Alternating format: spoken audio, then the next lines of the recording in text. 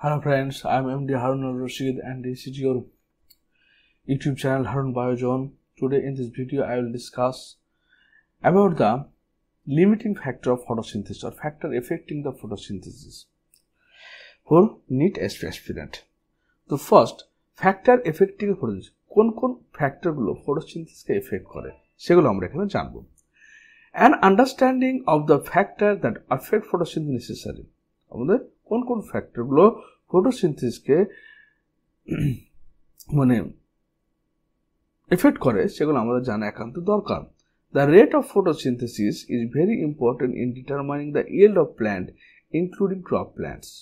মানে আমাদের এগুলো জানা একান্ত দরকার এই কারণে যে জিনিসগুলো আমাদের ফটোসিনথেসিসের লিমিটিং ফ্যাক্টর হিসেবে কাজ করছে সেগুলোকে আমরা জানলে কোন ক্রপের ক্ষেত্রে কিরকম ফটোসিনথেসিস রেট হচ্ছে সেটা আমরা বুঝতে পারবো। কারণ যখন ফটোসিনথেসিস রেট যে প্ল্যান্টে হায়ার হবে সেখানে কি তার প্রোডাক্টিভিটি অনেক বেশি হবে, যেখানে লোয়ার হবে তার প্রোডাক্টিভিটি কম হবে। Photosynthesis is under the influence of several factor both internal and external. তাহলে ফটোসিনথেসিস প্রসেসটা অনেক রকম ফ্যাক্টর উপর নির্ভর করে, যার মধ্যে কিছু বাইরের ফ্যাক্টর রয়েছে, কিছু ভিতরের ফ্যাক্টর রয়েছে।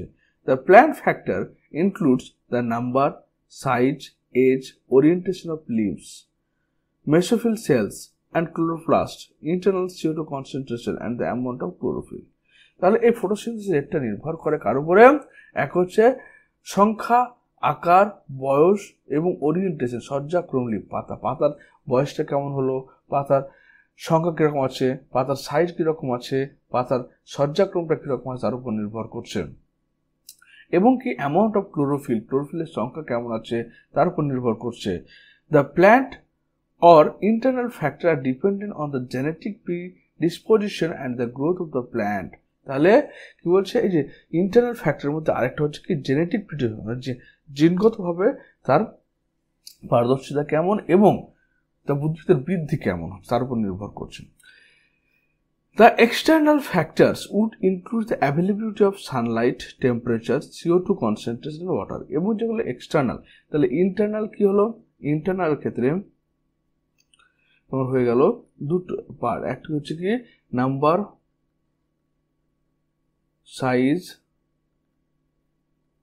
Orientation of leaf, number of chlorophyll, of mesophyll,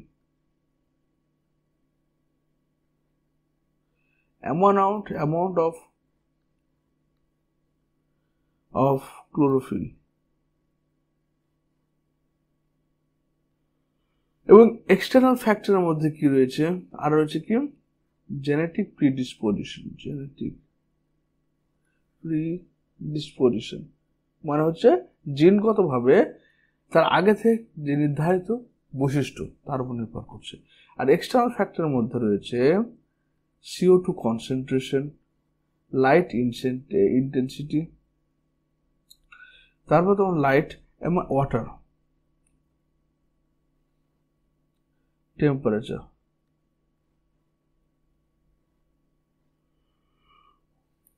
As plant photosynthesis, all these factors will simultaneously affect its rate. তাহলে এই সমস্ত ফ্যাক্টরগুলো সবাই মিলে কি করে?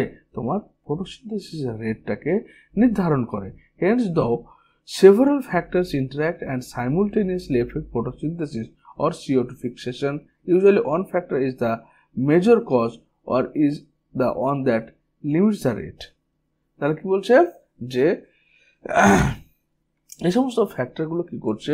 সাইমultaneously কন্টিনিউয়াস ভাবে উদ্ভিদকে এফেক্ট করছে ফটোসিনথেসিসের রেট হিসেবে।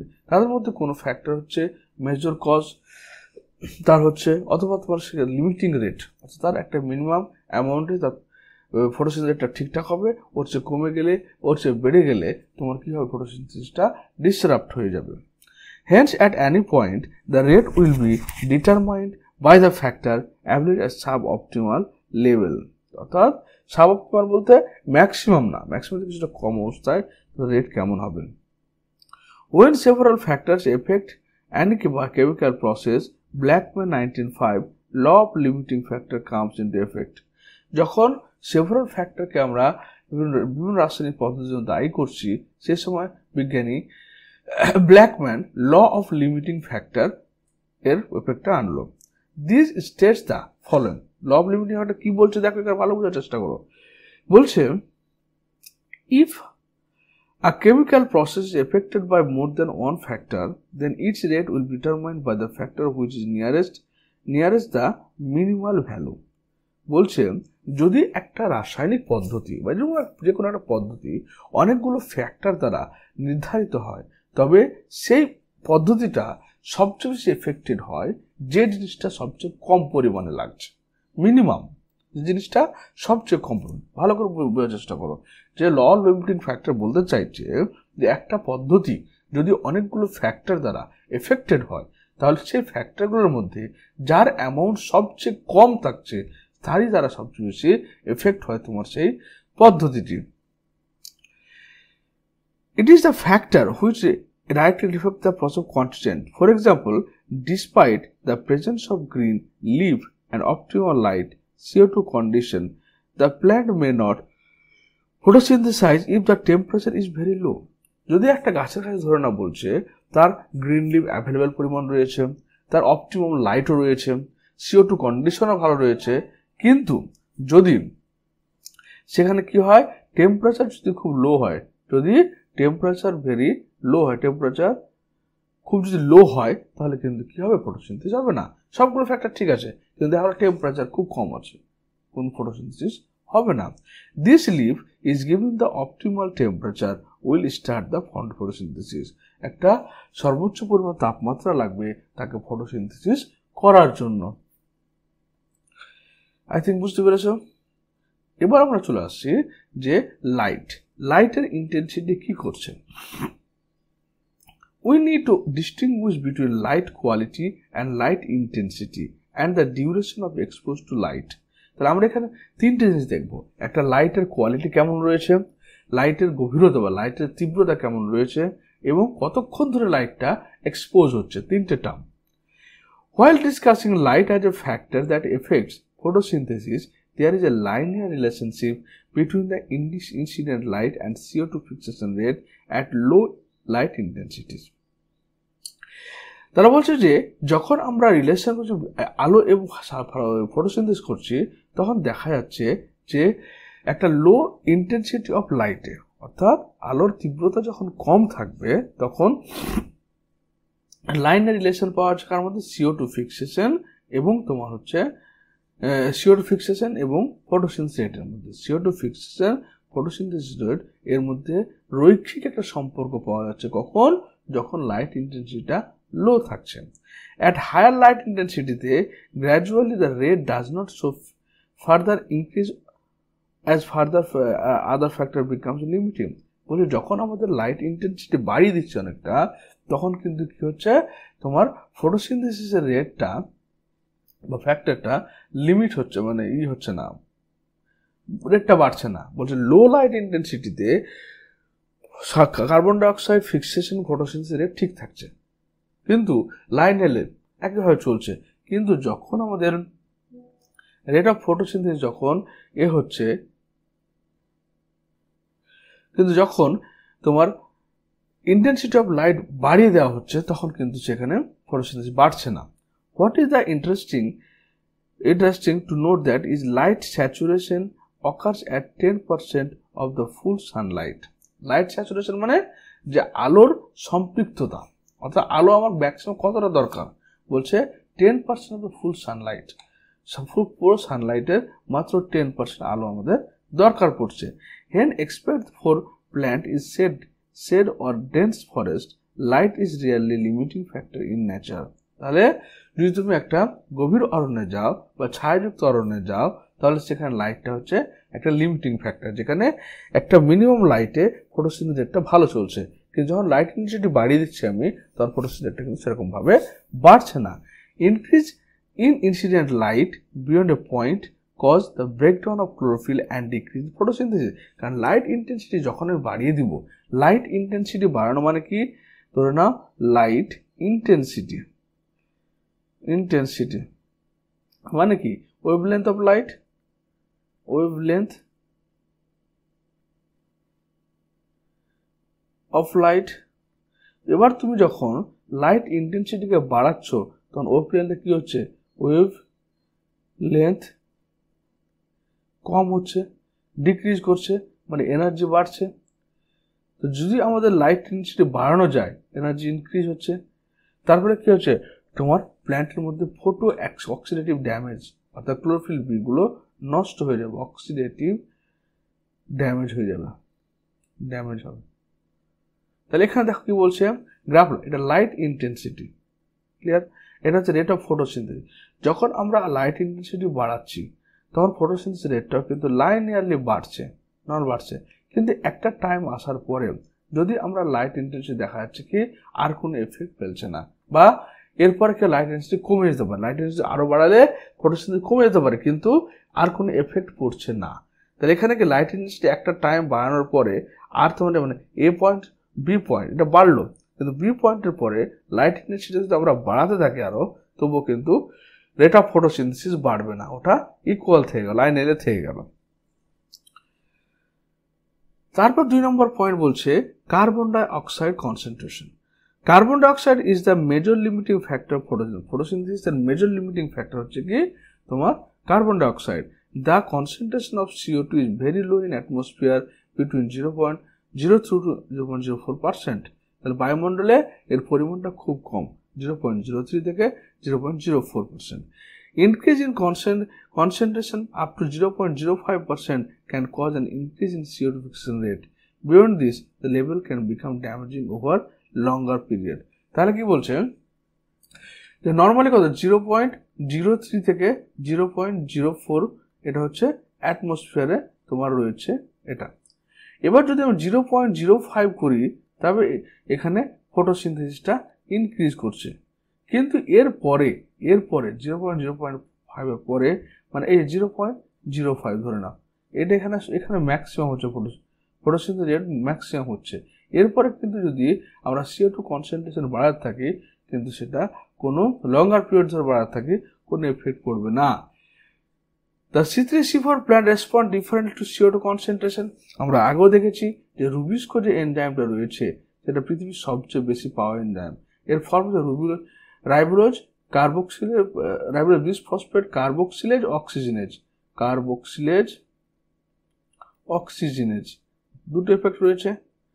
এবার এর কার্বনের CO2 প্রতি আসক্তি, এর হচ্ছে অক্সিজেনের প্রতি আসক্তি। যদি তোমার রুবিস্কো এনজাইমটা CO2 সংস্পর্শে আসে বা যখন O2 CO2 লেভেল সমান হবে তখন সেটা কি বলছে CO2 কে অ্যাবজর্ব করার ফলে কেলভিন সাইকেল দেখাবে। এবং যদি এখানে CO2 পরিমাণ কনসেন্ট্রেশন কমে যায় তাহলে কি হবে, অক্সিজেনের উপস্থিতিতে তোমার কি ফটো রেসপিরেশন দেখাবে,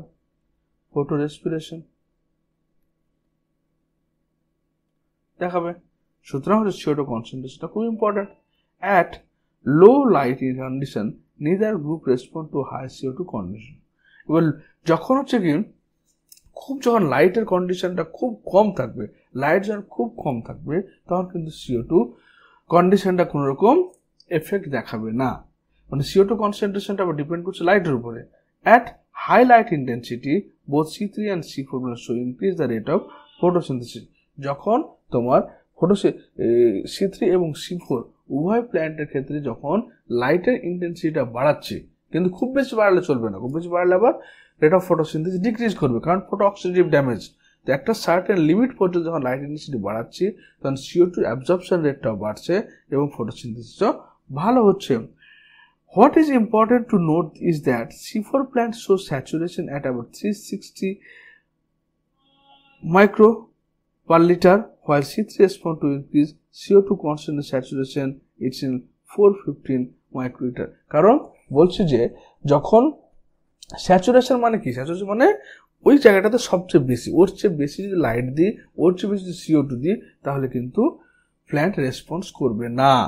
C4 প্ল্যান্টের ক্ষেত্রে এই CO2 saturation 360 micron per litre, এটা হচ্ছে 415 মাইক্রন পার লিটার, এটা ভ্যালু দিয়েছি। এরপরে কিন্তু আর তোমার ফটোসিনথেসিস রেটটা বাড়বে না, এটাই maximum. Thus current availability of CO2 level limiting to the C3 plant is limiting to the C3 plant. C3 প্ল্যান্টের ক্ষেত্রে এই CO2 লেভেলটা এখানে fixed. The fact that C3 plant respond to a higher CO2 concentration by showing increased rate of photosynthesis leading to higher productivity has been used for some greenhouse crops such as tomatoes and bell pepper.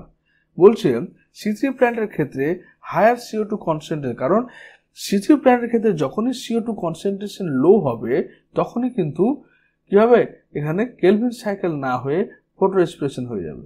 তাই kelvin cycle করতে গেলে এখানে CO2 concentration high রাখতে হবে। কিন্তু C4 প্ল্যান্টের ক্ষেত্রে যেহেতু পেপকেস ফসফেনল পাইরুভেট কার্বক্সিলেজ এনজাইমটা রয়েছে, এর শুধুমাত্র CO2 প্রতি আসক্তি রয়েছে বলে লো CO2 কনসেন্ট্রেশনে কিন্তু হায়ার ফটোসিনথেসিস করতে পারবে। কিন্তু C3 প্ল্যান্টগুলো ফটোসিনথেসিস করতে গেলে তোমার কি লাগবে, CO2 কনসেন্ট্রেশনটা হায়ার লাগবে। এটা টমেটো বেলের ক্ষেত্রে দেখতে পাওয়া গেছে, বেল পেপারের ক্ষেত্রে দেখতে পাওয়া গেছে। They are allowed to grow carbon dioxide enrich atmosphere leads to higher L. তাহলে C3 প্ল্যান্ট থেকে যদি আমাকে বেশি উৎপাদন করতে হয় তাহলে কিন্তু সেখানে CO2 কনসেন্ট্রেশনটা অনেকটাই হাই লাগবে। মনে রাখবে এটা, কারণ এই যে C4 পেপকেস রয়েছে, এখানে অক্সিজেনের কোনো এফেক্টই নেই। কিন্তু C3 প্ল্যান্টের ক্ষেত্রে যেহেতু শুধু রুবিস্ক রয়েছে, এর অক্সিজেনের প্রতি আসক্তি আছে। ছবিটা দেখো, CO2 কনসেন্ট্রেশন বাড়তে বাড়তে দেখা গেল কি, যেটা এই জায়গাতে এই জায়গাটা ধরে নাও 450 মাইক্রো লিটার মাইনাস এটা আছে, এটা C3 প্ল্যান্টের ক্ষেত্রে এটা স্যাচুরেশন। এরপর আর কিন্তু CO2 কনসেন্ট্রেশন বাড়লে কিন্তু ফটোসিনথেসিসের কোনো পরিবর্তন ঘটবে না। এরপর আমরা টেম্পারেচারে চলে আসছি। ডার্ক রিয়াকশন ব্রিং এনজাইমেটিক আর টেম্পারেচার কন্ট্রোল। তার কি বলছে, ডার্ক রিয়াকশন যেটা অন্ধকার বিক্রিয়াটা, সেটা লাইট দরকার নেই, হয়তো লাইটের দরকার নেই, কিন্তু একটা টেম্পারেচারের তোমার দরকার আছে। Though the light reaction are also temperature sensitive, they are affected to a much lesser extent. সোজা কথা বলতে গেলে সেখানে হচ্ছে লাইট রিয়াকশনটা আলোর দরকার আছে, কিন্তু ডার্ক রিয়াকশন আলোর দরকার নেই। কিন্তু দুটো রিয়াকশনের ক্ষেত্রে কিন্তু টেম্পারেচারের একটা ইন্টেন্সিটি রয়েছে। The C4 plant respond to higher temperature. C4 প্ল্যান্টরা হাই টেম্পারেচারে ভালো রেসপন্স করতে পারে C4 প্ল্যান্টগুলো, and show higher rate of photosynthesis, while C3 plants have much lower temperature optimum. C3 প্ল্যান্টের ক্ষেত্রে শুধুমাত্র CO2 কনসেন্ট্রেশন হায়ার থাকলে তবে ফটোসিনথেসিস রেটটা ভালো হবে। কিন্তু C4 প্ল্যান্টের ক্ষেত্রে হায়ার টেম্পারেচার আর লোয়ার CO2 কনসেন্ট্রেশন হলেই চলবে। The temperature optimum for photosynthesis different plants also depends on habitat and they are adapted to. Tropical plants have higher temperature optimum. তাহলে কি টেম্পারেচার ডিপেন্ড করছে কোন এলাকায় কোন উদ্ভিদটা অভিযোজন করে রয়েছে। তবে টেম্পারেচারের ক্ষেত্রে কি হচ্ছে যে ম্যাক্সিমাম ক্ষেত্রে C3 প্ল্যান্ট যখন পড়বো আমরা, তখন সেখান থেকে 25 থেকে 30 ডিগ্রি সেন্টিগ্রেড টেম্পারেচার ঠিকঠাক আছে। যখন C4 প্ল্যান্টটা পড়বো তখন সেখানে মোটামুটি 30 থেকে 40 ডিগ্রি সেন্টিগ্রেড টেম্পারেচারটা চলবে। তাহলে দেখো টেম্পারেচার, আমরা যখন টেম্পারেচার ইনক্রিজ করছি, বাড়াচ্ছি, তো একটা টাইম পর টেম্পারেচারে ফটোসিনথেসিস সবচেয়ে ম্যাক্সিমাম হচ্ছে, তারপরে কিন্তু রেটটা কি হচ্ছে, ডিক্রিজ হয়ে যাচ্ছে। কারণ টেম্পারেচার যদি খুব বেশি বাড়ায় তাহলে এনজাইমগুলো কি হবে, নিষ্ক্রিয় হয়ে যাবে, ইনঅ্যাক্টিভ হয়ে যাবে, যার ফলে সেখানে ফটোসিনথেসিস ঘটবে না। তারপর ওয়াটারের কথা আর বলতেই হবে না, কারণ আমরা যখন একটা দেখছি রিয়াকশনটা দেখবো সালোক সংশ্লেষ, তখন কি দেখ কার্বন ডাইঅক্সাইড আর জলের কথা, আর কি বলছে সানলাইট পড়ছে, সানলাইট, আরেকটা হচ্ছে ক্লোরোফিল, এই তো লিমিটিং ফ্যাক্টর। তারপর কি C6H12O6 plus 6O2 plus 6H2। তাহলে আমার জল ছাড়া তো অক্সিজেন উৎপন্ন সম্ভব না, কার্বন ডাইঅক্সাইড ছাড়া গ্লুকোজ উৎপন্ন সম্ভব না। Even though water is one of the reactant in the light reaction, the effects of water as a factor is more through its effect on the plant. Rather than directly on photosynthesis, water stress cause stomata to close and reducing the CO2 availability. মানে কি বলছে, water stress, যখন জলের পরিমাণ কমে যাবে তখন transpiration হবে না, ট্রান্সপিরেশন কম হবে, আর ট্রান্সপিরেশন যখন কম হবে তখন পত্ররন্ধ্র খুলবে না, আর পত্ররন্ধ্র না খুললে CO2 অ্যাবজর্ব হবে না, ফটোসিনথেসিস রেট কমে যাবে। তাই কি হচ্ছে যে শ্বাসকষ্ট ভালো করতে গেলে তোমার ওয়াটারের অ্যাভেলেবিলিটি খুব দরকার। Beside water stress also makes leaves wilt. Water stress যখন হবে তার পাতা যদি শুকিয়ে যায় তো ক্লোরোফিলগুলো কোনো কাজ করবে না, thus reducing the surface area of the leaves এর মেটাবলিক অ্যাক্টিভিটি। তার কি হচ্ছে, যখন জলের পরিমাণটা কমে যাবে, পাতাগুলো শুকিয়ে যায়, পাতা শুকিয়ে গেলে পাতা সারফেস এরিয়া কমে যাবে, পাতা সানলাইট কম পাবে, পাতার ক্লোরোফিলগুলো নষ্ট হয়ে যাবে, তারপরে কি হচ্ছে সেখানে ফটোসিনথেসিসটা কমে যাবে। এই হলো আমাদের আরেকটা মনে রাখো, ক্লোরোফিল। ক্লোরোফিল কনসেন্ট্রেশনটা মানে কি পরিমাণে ক্লোরোফিল রয়েছে এবং পাতার সাইজটা কীরকম রয়েছে তার উপর, এবং পাতার ওরিয়েন্টেশনটা সানলাইটের সঙ্গে কেমন রয়েছে সেগুলো তোমার ফটোসিনথেসিসকে নির্ধারণ করে। তো এই ভিডিওটি দেখার জন্য তোমাদের অসংখ্য ধন্যবাদ, থ্যাংক ইউ, এবং বন্ধুদের মধ্যে শেয়ার